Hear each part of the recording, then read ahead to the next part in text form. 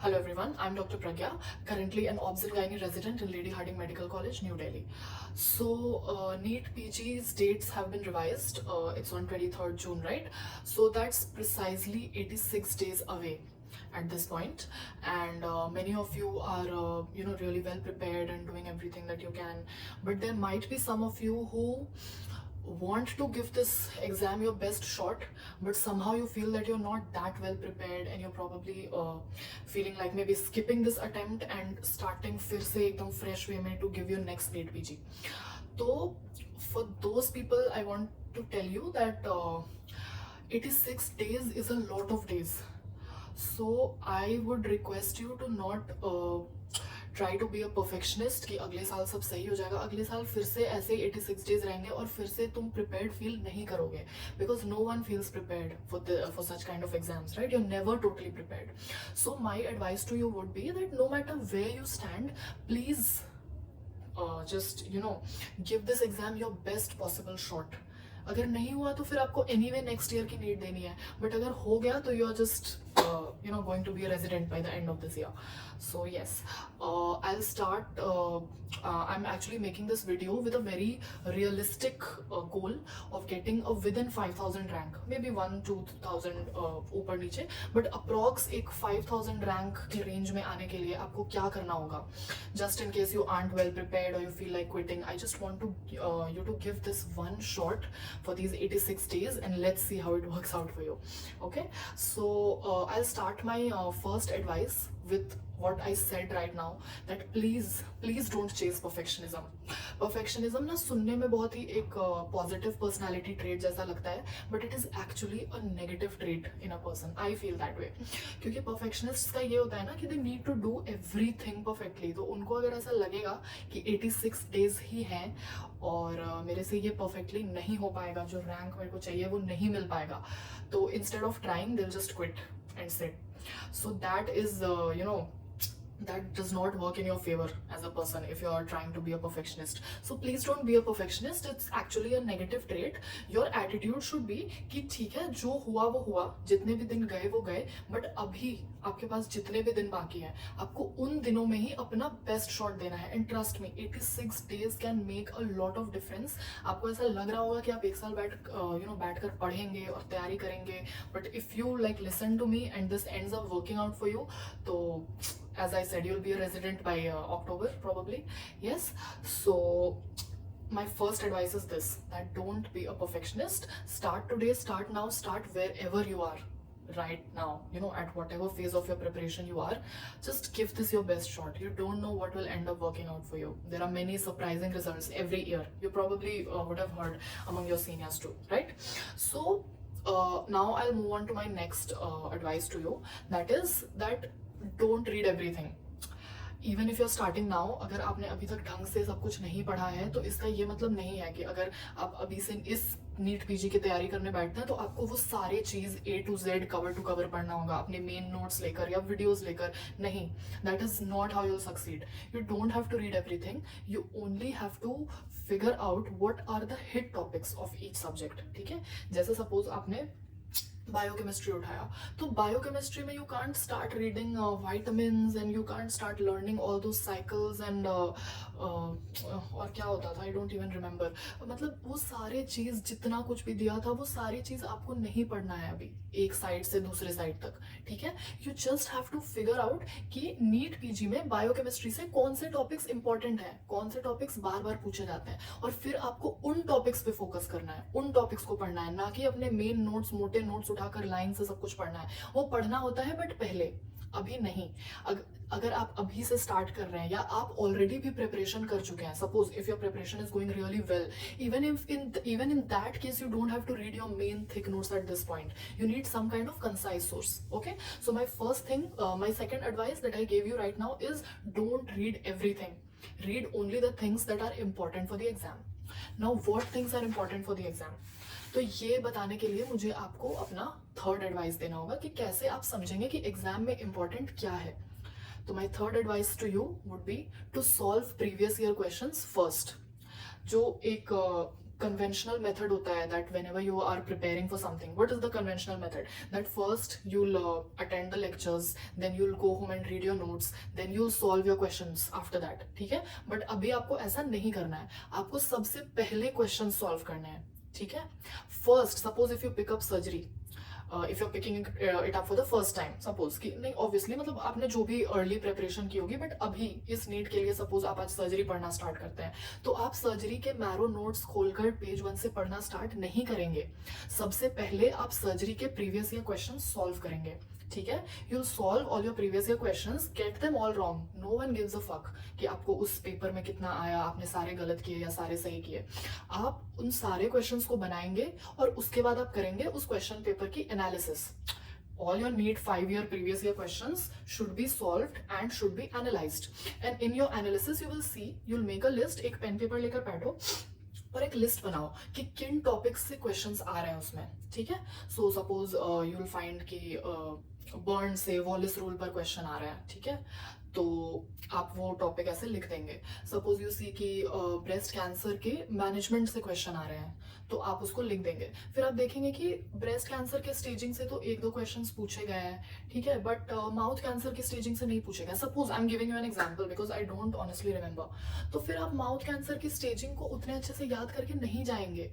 It might get asked in your NEET PG. I am not saying कि अगर mouth cancer की staging पर question नहीं आया तो वो नहीं पूछा जाएगा, but the smart way to deal with this is कि आपको सारी चीज कवर करने का नहीं सोचना है, ठीक है? Then you will just end up preparing in a very vague manner for almost everything. आप अगर ब्रेस्ट क्वेश्चन की स्टेजिंग, ब्रेस्ट कैंसर की स्टेजिंग अगर आई है तो आप उस पर ज्यादा फोकस करेंगे, ठीक है?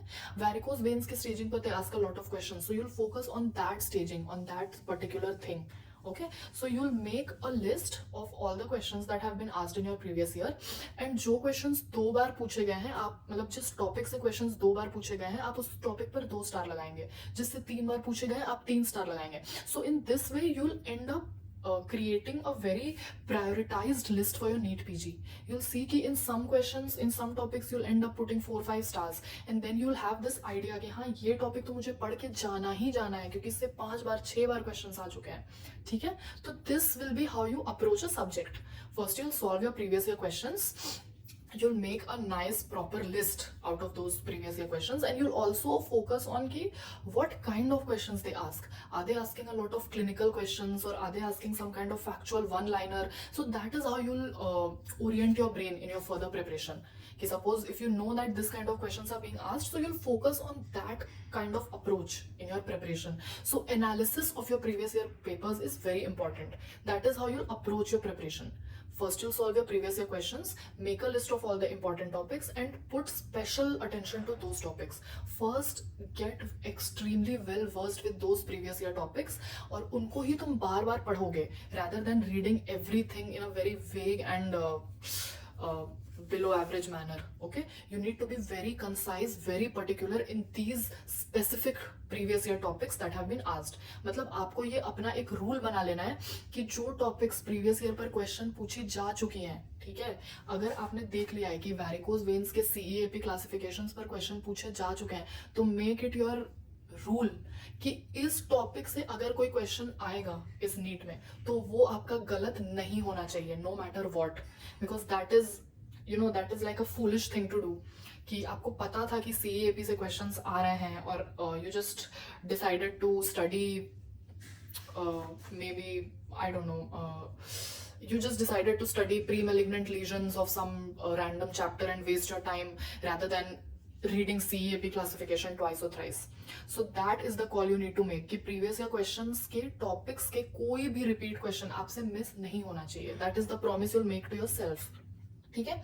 So that was my third advice to you. Now moving on to my next advice. My next advice is that concepts matter, but only some. ठीक है? तो अब नीट पीजी को आप ऐसे नहीं बोल सकते कि आप प्रीवियस ईयर क्वेश्चंस रट के चले जाएंगे और आपका हो जाएगा. It has become quite conceptual, quite clinically oriented, like your central institute के exams.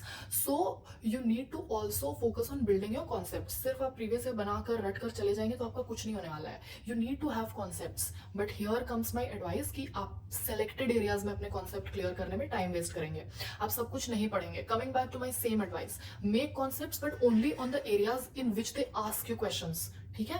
It is not a test of your knowledge. You can't read your whole medical science to clear this exam. You only need to read the selected high yield topics that they tend to ask almost every time. और उस topic के concepts आपके clear होने चाहिए, that is for sure. ठीक है? अगर आपको लग रहा है कि बार बार बायोकेमिस्ट्री में सपोज साइकिल्स पर क्वेश्चंस पूछ रहे हैं and you don't understand those cycles properly, then you can take some time, watch your main videos और read your main notes of only that specific portion, so that concept gets cleared, all your doubts get cleared, and then later when you solve question see after reading that specific topics कि अब जो आप question solve कर रहे हैं तो वो question आपसे बन रहे हैं या नहीं. ठीक है? So that is how you approach your concepts, and that is how you work on those weak areas. Now coming to my fifth advice is divide your day into slots. आप दिन भर बैठकर गधे की तरह एक ही चीज नहीं पढ़ेंगे. Okay, that will just make your brain slow, it will reduce your productivity. You have to divide your day into slots, and in this one major slot of at least 4 hours, 3 to 4 hours should solely be given to solving a lot of questions. ठीक है? आप custom modules बनाएंगे या आप previous year बनाएंगे या आप GT के क्वेश्चंस को रिव्यू करेंगे, that totally depends upon you. But this one slot of 3 to 4 hours, for me it used to be evenings, 6 or 7 p.m. After 6 or 7 p.m. I would solely focus on solving questions. Now either you'll solve your custom modules, or you'll solve your previous year questions, or you'll review your GTs, give some GTs and then review them.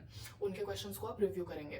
ठीक है? तो actually क्या होता है ना कि when you sit for your main exam, suppose I told you that you have to focus only on your previous year questions. So suppose, since I mentioned CEAP classification, so suppose you read it very nicely, you even revised it in your last revision, but still there is a chance that if you go there, तो even जो topics पर आप बहुत ज़्यादा confident थे, वहाँ पर due to nervousness or various other factors, you'll not feel totally sure about the answers. You'll not feel totally sure about maybe 50 to 60% of the paper, even if you're extremely well prepared. तो फिर यहाँ पर काम आता है आपका वो gut feeling. ठीक है? You have that hunch that this question का ये वाला answer is probably the right answer.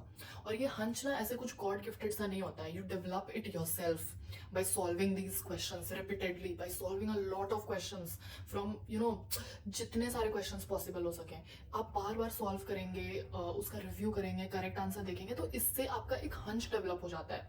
तो इसमें ऐसा होता है ना कि if you to give a lot of guesses in the question, आपकी guess work बहुत अच्छी हो जाती है.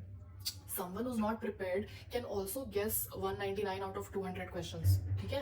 And mark कुछ भी. But ये कुछ भी mark करना is not guess work. सोच समझकर सही चीज को mark करना is guess work. और वो आपका hunch जो है guess work करने का, वो तभी develop होगा जब आप ढेर सारे questions solve करेंगे.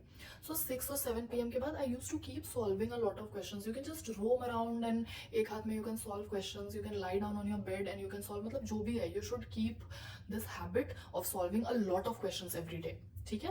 तो that is how you divide your day into slots. के सपोज शाम का टाइम आपका क्वेश्चन बनाने का है और फिर दिन में आप अपने टाइम को 2 डिफरेंट सब्जेक्ट्स में डिवाइड कर सकते हैं. फर्स्ट पार्ट में कोई और सब्जेक्ट, सेकंड पार्ट में कोई और subject. That way you will parallelly and up finishing 2 subjects in whatever time slot you have set.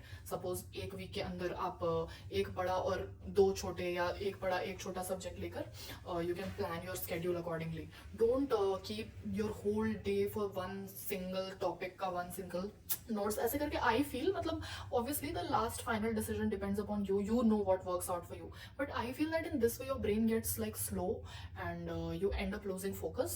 So yeah, it will probably be best if you divide your day into slots. Your brain will see a bit of change and it will get activated. So that is my 5th advice to you. And my last and final advice to you would be that have a perfect revision strategy. That has always been my advice. तो revision ऐसी चीज है ना, वो जो last 15 to 20 days आप revise करने में लगाते हैं, तो वो एक ऐसी चीज है that it can totally do justice to whatever hard work you have done in your past 1 year, 2 year, maybe even 4 years. Some people are doing coachings from like 2nd or 3rd year. तो last का 15 दिन वो इतना important होता है कि 2nd year से जो आप हर हफ्ते जाकर अपना लाइफ खराब कर रहे थे कोचिंग करने में, उस सारे मेहनत को वो लिटरली फकअप करके रख सकता है. If that last 15 to 20 days revision is not well planned for you, and if that you have done amazingly, then it will do justice to whatever hard work you have done till now. So that is how important it is. आपको अच्छे से बिल्कुल concise manner में एक अच्छा सा प्यारा सा स्केड्यूल बनाना होगा लास्ट रिविजन का. So yes, I will make a separate video shortly because it's a very important thing. So I'll cover it in a very specific and concise manner in another video very soon, maybe within a week. But till now I want you to start. ठीक है, please अगर आपको ऐसा लग रहा है कि आप अभी वेल प्रिपेयर्ड नहीं है और आप नेक्स्ट नीट में अच्छे से करेंगे और आप अभी से बिल्कुल जीरो से स्टार्ट करने का सोच रहे हैं कि अगले नीट में तो मैं फाड़ दूंगा, तो आप अगले नीट में भी नहीं फाड़ पाएंगे. अगले नीट में भी जब ऐसे 3 महीने बचे रहेंगे तो आप ऐसे ही सिमिलर सिचुएशन में होंगे, because that is the story with every one. You are never prepared enough. ठीक है, तो please listen to my advice. Don't be foolish, don't be a moron. Give your best shot. 86 days is a lot of days to totally change your game. So I want you to take this chance and take a decision to change your game and start your PG, which is also fucked up as your preparation. So I want you to start up another fucked up phase of your life as soon as possible. So yeah, please start with your preparation and mention in the comments if you have any other doubts, if you want me to clear them, and I'll post a revision strategy very soon for you so you can start preparing for that as well. Thank you.